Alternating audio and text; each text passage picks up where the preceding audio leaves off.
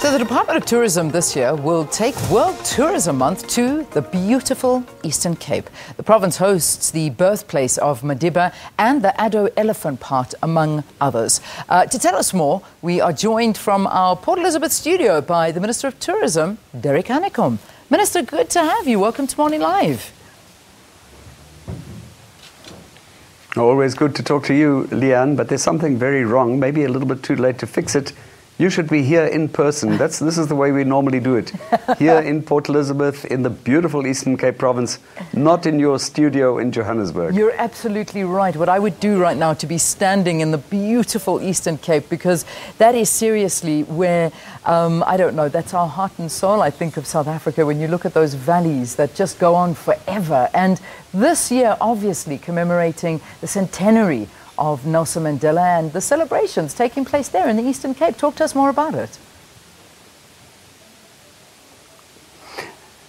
Well, firstly, the Eastern Cape is an extraordinary province, you're quite right, and it just has so much to offer. I think it's very appropriate that Tourism Month is celebrated in the Eastern Cape province this year, precisely because it is the centenary year of Nelson Mandela and Albertina Sisulu, who were both born here in the Eastern Cape. By the way, Leanne, 4 of the Rivonia trialists were born in the Eastern Cape: Govan Mbeki, Raymond Mhlaba, Nelson Mandela, and Walter Sisulu. So this province is just rich with history, rich with heritage, but with an abundant natural beauty as well, and diverse natural beauty. It is quite an extraordinary province. Yeah, it really is. And I mean, when you look at sort of the history of it, and I'm glad you're educating us, because whenever we think of the Eastern Cape, we really do pay most of our attention to the birthplace of Madiba and where he grew up, whether we talk about Mvezo, we talk about Kunu. You know, these are the places that one sort of automatically thinks of, and I imagine are very big tourist hubs that people just want to come and feel it. To be honest with you, I was there over his birthday, and it was one of the most uplifting feelings ever to be standing there and experiencing it and just looking at that place, the stomping ground of our former president. So it's nice to know that there's more of a history. But how is tourism in the Eastern Cape? Well, you're quite right. There's so much more, but that stomping ground is extraordinarily beautiful. It's I think in your little clip, we spoke about the rolling hills of the Transkei, and it is exquisite. But the diversity here, well, firstly it has, and you're seeing it right now, the most pristine coastline and most beautiful coastline probably anywhere in the world, the Wild Coast. Rugged, beautiful, and but then so much else. You know, just sitting here in Port Elizabeth, just over an hour from here, you are in the Addo National Park. An hour in the other direction, or an hour and a half, you're in the Tsitsikamma National Park. An hour from here, you have some of the best surfing spots in the world in Jeffreys Bay and Cape St. Francis. And so, honestly, we can go on and on and on. It has an amazingly diverse offer. Mm-hmm. I mean, and you've left out one of the pearls and the jewels, which we're looking at now on screen, the Addo Elephant Park. I mean, that is absolutely spectacular. And you know, one of the biggest obvious problems that we face, and we've highlighted it as well, just this past week, is the poaching of elephants and rhinos, and you know, and preserving this beauty to keep on attracting tourists. We're still working hard on this, Minister, I imagine. Very hard, together with the Department of Environmental Affairs, of course, SANParks, the South African National Botanical Institute.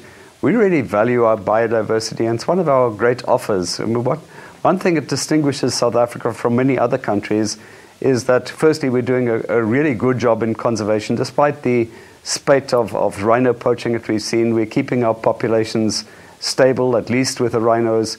Elephants, the population has been growing. You heard that when the Addo Elephant Park was established, there were only 11 elephants there, and now there are 600 elephants there. So we're doing a very good job when it comes to conservation, and it's a very important part, critical part of our tourism offer. By the way, Leanne, so I said about an hour and a half from here, you're right there amongst the elephants, but in the other direction, less known, is the Tsitsikamma National Park, and there you'll find the tallest tree in South Africa. It's simply called the Tsitsikamma Big Tree. It's an Outeniqua yellowwood. It is beautiful. But there you can do things like, just an hour from here, you can do the highest bungee jump anywhere in the world. You can do this incredibly exciting canopy tour, you know, going over on these zip lines, you know, what we used to call foofy slides when we were young. So there's an amazing amount to do. Yeah, it's beautiful. That really is. And I know that that's where the actual launch of World Tourism Month is taking place, at Tsitsikamma. So I'm sure you're going to have loads of fun doing that and launching it.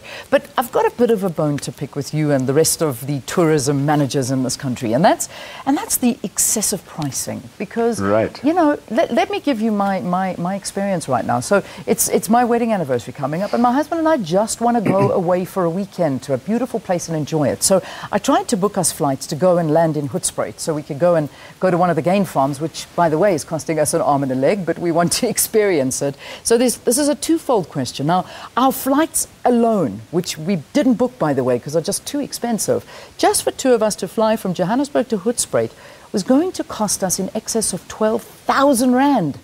That is insane, Minister, for us to go and enjoy a weekend. So instead we're going to have to drive there, which is fine. But, you know, to make it more accessible for South Africans, surely we can offer better prices to go to these beautiful game reserves where you never hear a local accent. It's only aimed at the foreigners that are paying hundreds of dollars, which translates to thousands of rands for us. Surely we can have a South African price for locals.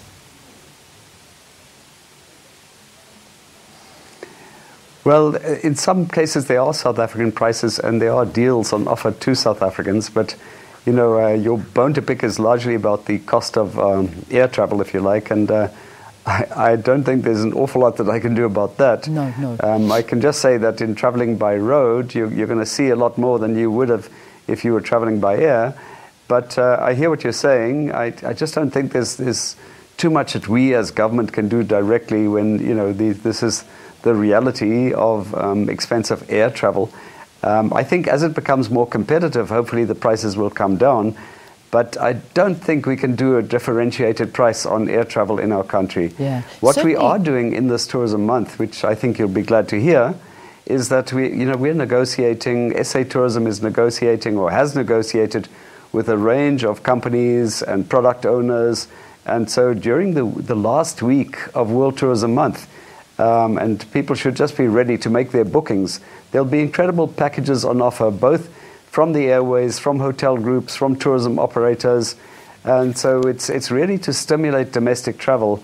It is a bit expensive, but we also have many affordable places to go to. I am staying in the most fabulous guest house in Port Elizabeth, and by any standards, it is very affordable. Yeah. Look, I get what you're saying. I mean, you certainly can't be the one responsible for air ticket prices, but I think it's just a combination of everything. And we sort of, as a Morning Live team, get together after the show and we talk about sort of different issues. And one of the other issues that came up as well is you will find that it is almost cheaper to get flights and accommodation. And I know I'm not going to pick on you for the flights because that's not your domain, but they packages, and they certainly are in line with the accommodation pricing as well. It's cheaper to go to Mauritius for 10 days than it is to go to Cape Town, or it is cheaper to go to Thailand with an air ticket and accommodation than to just go and visit the bush for a weekend in a beautiful resort. Now, that in itself is sad, and something needs to be done. Don't you agree? Well, okay, let's look at it slightly differently. If you were to go and have a safari experience in some of the other countries, Kenya, Tanzania, etc., you would need to fly to Dar es Salaam or fly to Nairobi. You would have to travel a long distance on roads that are not as good as South African roads, and you would pay an arm and a leg to go to those conservation areas as well, those national parks in those countries. It is expensive. It's very expensive to maintain a national park, for that matter. But what we have in our national parks is quite affordable accommodation. Let me venture a guess here, Leanne, that you're probably staying in a private game reserve for your honeymoon. And some of the private game reserves that are absolutely fabulous, of course, are on the expensive side. They are targeting a sort of a higher income bracket. but we have very affordable places in most of our national parks around the country. Well, it's something to keep in mind, it really is, but also just to keep in mind when you focus on issues of tourism is to try and perhaps bring in more of a local price for these private game reserves so South Africans can enjoy them as much as the foreigners do. But let's just wrap it up by talking about Tourism Month and what we're going to be doing and your department is going to be doing to try and sort of attract more tourists and to just boost the month even further. Yeah, just before getting to Tourism Month, let me just say that a lot of these establishments do offer packages. For example, going up the cable car, going up Table Mountain. During your birthday month, you can get a free trip up Table Mountain on the cable car. SANBI, the South African National Botanical Institute, offers packages for pensioners, and so there are special offers for those who can't afford. But the general point, you're absolutely right. We must make all these great things that we have to offer in South Africa, we must make them more affordable, more accessible to ordinary South Africans. Point very well taken. Tourism Month, Leanne, is really focusing our attention on this beautiful country of ours and trying to encourage people to see more of their own country. You know, there's a kind of a slogan that goes along with it, and that is, this is your country, enjoy it. Yeah. Feel it, experience it, hear it, and see it. So that's what we're trying to do during the month of October. Month of September. Of course, it goes along with Heritage Month, so we're celebrating the rich heritage that we have in our country, and here in particular in the Eastern Cape. Every year we alternate, we rotate provinces. So this year, as you know, the focus is on the Eastern Cape. Fantastic. The actual tourism day is on the 27th of September, and it will be hosted by the Eastern Cape province at the Luchaba Nature Reserve near Mthatha. But the main point about Tourism Month is to promote domestic tourism, and that's why I think the thing that we're doing for the first time, the Travel Week, which is still going to be announced later on exactly what it would entail. The Travel Week, when people can actually make bookings and get very affordable rates through tour operators, through airlines and through hotel groups. I think that will go a little bit towards, making it just giving people opportunity to do what they wouldn't ordinarily be able to do. By the way, Leanne, the exchange rate is a factor right now. It's becoming more expensive to go abroad and becoming more affordable for people from other countries to come to South Africa. So I think the situation is ripe for us to really promote domestic tourism. Yeah. Domestic tourism is a very, very important component of any tourism sector. But to do it, firstly, you've got to create the desire in people to want to see more of their country. And then secondly, the challenge that you're putting in front of us is to create more affordable packages. That challenge is well taken. Absolutely. Minister, we thank you so much for your time. Good luck for today, and we hope we can join you on the 27th of September in the Eastern Cape for that wonderful launch, which we always cover, and I hope we do that again as a program. Minister, thank you very, very much for joining us. Our Minister of Tourism, Derek Hanekom. World Tourism Month is September, and enjoy your country, as the Minister has said, and the focus this year is on the Eastern Cape. Let's take a break. News at 8 after this.